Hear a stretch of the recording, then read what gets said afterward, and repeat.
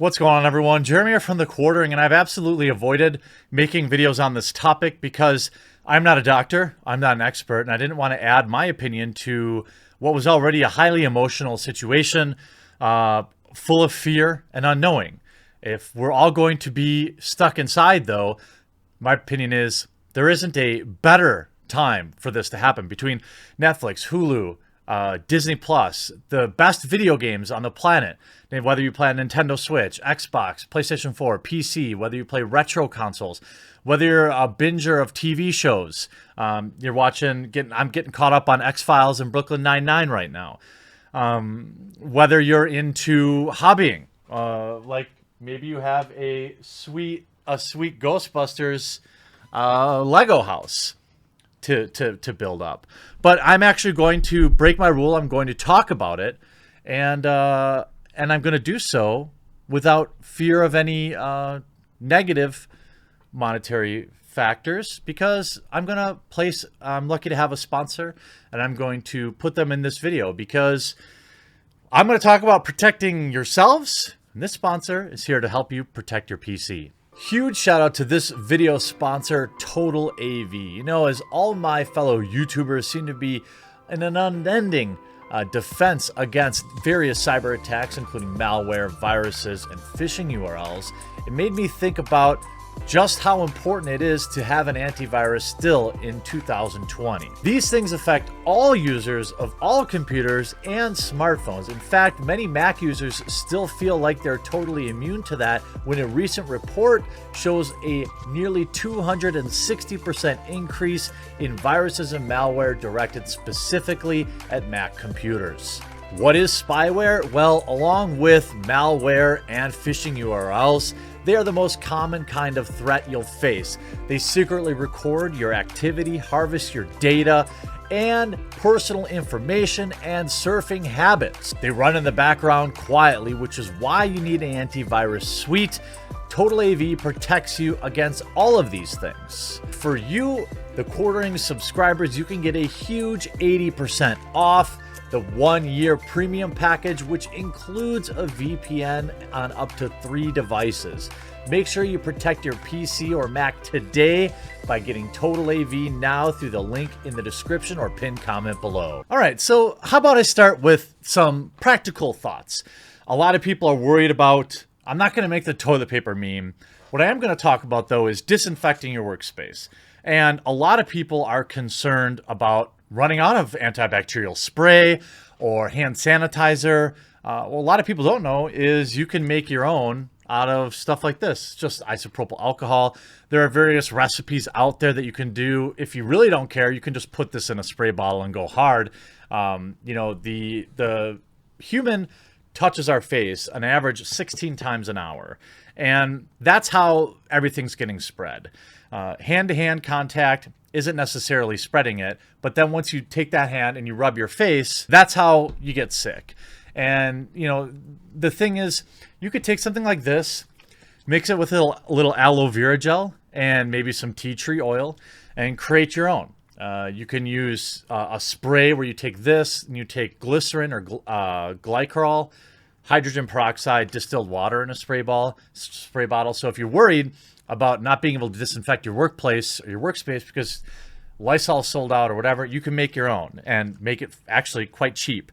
And getting your keyboard, you know, turn off your computer entirely, spray lightly on your keyboard, your mouse, wipe down your game controllers a couple times a day. Even if you aren't sharing with anybody, this is not a horrible practice to be in. Anyway, if you're like me, you've got gross like hot sauce bowls where you had hard-boiled eggs sitting at your desk, take some time, clean your desk, clean your workspace, clean your gaming area. Don't just wipe everything down. You could use stuff like this. Get your work area clean. Keep it clean. Keep it disinfected, because I promise not only is this just a good thing mentally to help deal with maybe not being able to go out and do the things that you like to do, but it'll also keep you healthier. It'll keep you clean. It'll keep bacteria from building up on the areas and where you spend the most time. The arms of your chair, the keyboard, the area around your desk, your game controllers, your Nintendo Switch. Turn these devices off or remove the batteries. You don't want to soak them. Just a light spray, wipe down. and then they're good. And you do this maybe a couple times a week or a couple times a day if you're really worried about it, or especially if you're sharing these devices with other people. And that'll go a long way. Obviously, we talk about social distancing. We talk about GameStop. Under heavy criticism right now for not closing. I do believe that you're going to see them close after the release of Doom Eternal and Animal Crossing this Friday. That's what I'm guessing, that they'll have limited hours. I don't know how long these type of rules are going to be in effect, but in my state, in Wisconsin, it started out as a max of 50 people, and then by 2 days later, they had reduced to 10.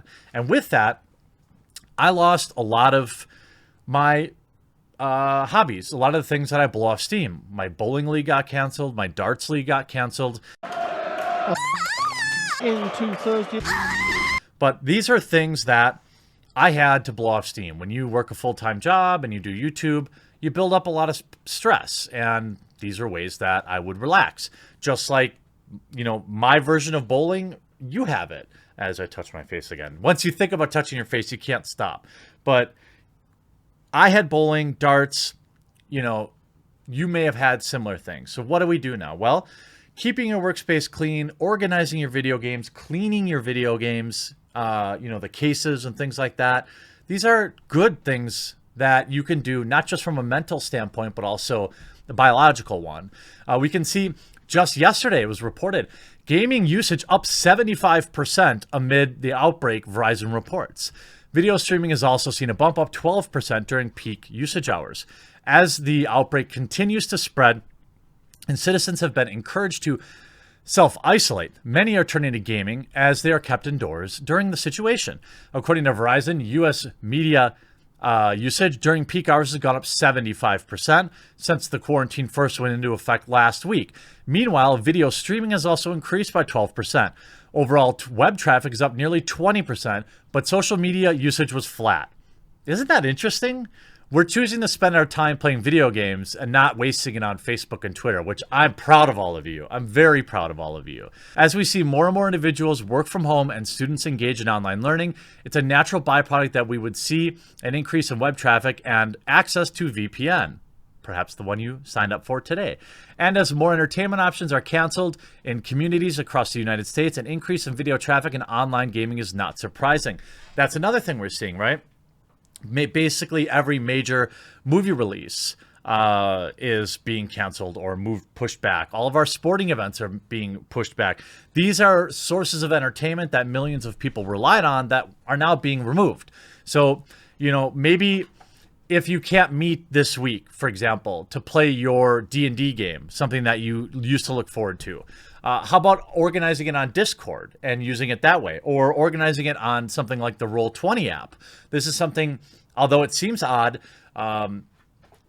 is very helpful even locally. I played a Warhammer RPG with people all over the world. We use Roll20, but if you miss your Friday night game, you could play on there. If you play Magic the Gathering, you used to go into Friday Night Magic, you can organize private games online, or you could play Magic Arena. There are many, many great alternatives now that just never existed before. When you talk about people staying indoors right now by choice or not by choice, biological extension, they're engaged in indoor activities to a greater extent than before. So what else can we do as gamers? Well, how about working with your fellow gamers for a cure? That's right. You have NVIDIA bringing out folding. So computer chip manufacturer NVIDIA has called for PC gamers to lend the power from their folding machine or from the machine to search for treatment. The Fold at Home technology involves users downloading an app for their PC that runs in the background, letting it use any processing power that they're not using. PC Master Race, an enthusiast group on Reddit, is working with NVIDIA to push and encourage gamers to download and use the Fold at Home software. There are currently 8 projects that are using shared computing power to run complex calculations needed to search for a COVID vaccine. This saves research labs money as they don't need to pay and wait for it to use expensive supercomputer processing time. NVIDIA said on Twitter, PC gamers, let's put GPUs to work. Join us and our friends at Official PCMR in support of folding at home and donating unused GPU computing power to fight against the virus. The chip giant has also called on other manufacturers to encourage their followers to use the Fold at Home app. And I'll leave a link to that as well. Maybe we can start a team or something like that. I know that Mark Kern has one too. So if you're looking to join one, he's another one. So, hardware manufacturer MSI said, let's put our difference aside for a while. Hardware giants assemble for the greater good. Even Intel tweeted its support for the use of GPU capacity to search for a cure, including retweeting an NVIDIA post. Gamers rise up.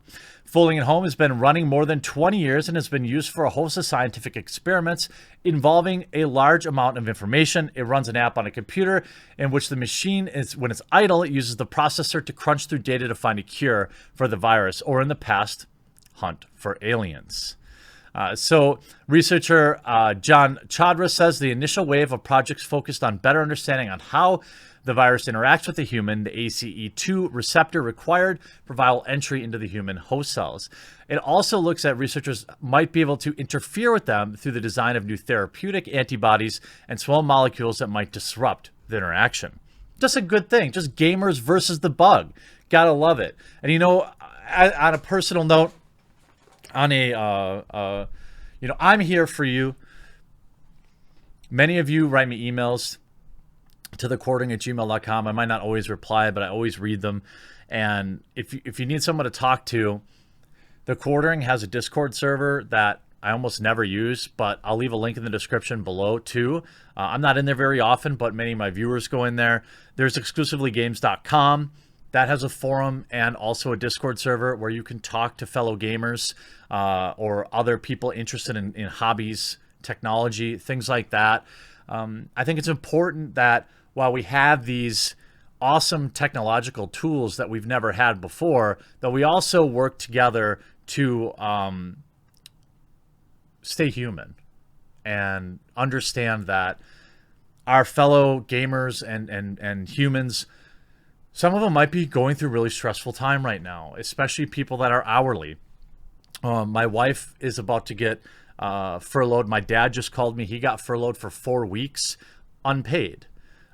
So yeah, he's been working at the same factory for 40 years, so he has 5 weeks vacation, but that's it. It's burnt up. Or he has to go on unemployment.